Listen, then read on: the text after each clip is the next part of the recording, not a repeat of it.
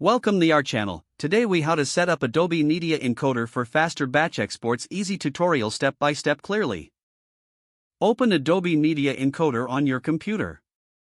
Once the program launches, look for the format column in the main interface. Select the desired format for your exports from the drop-down menu.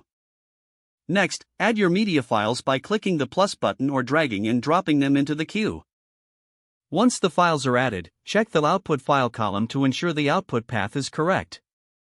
If necessary, click on the output file path to adjust the destination folder. Now, click on the Format preset to open the preset settings. In the preset settings, you can adjust the bitrate and resolution for faster exports.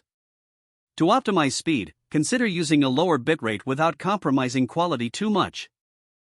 After adjusting your settings, click OK to return to the main interface. Next, navigate to the queue pane. Select all the files you want to export by holding down the Shift or Control key.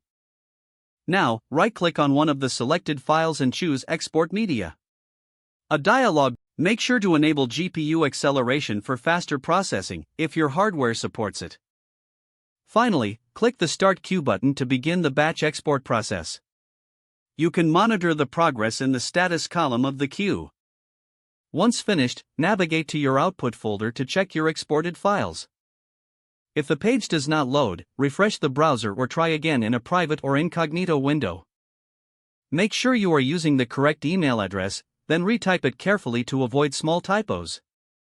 If your password is not accepted, use the reset option and create a new strong password you can remember. Check your spam folder for verification or security emails, then complete any requested confirmation steps. Enable two-factor authentication if available to improve account security and reduce unauthorized access risk.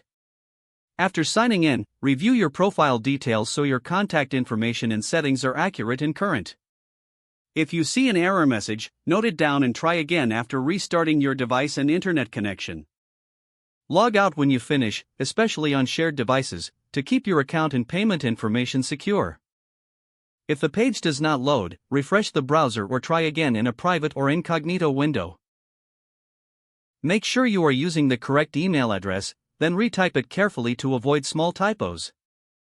If your password is not accepted, use the reset option and create a new strong password you can remember. Don't forget to like this video and subscribe to our channel for more step-by-step tech guides.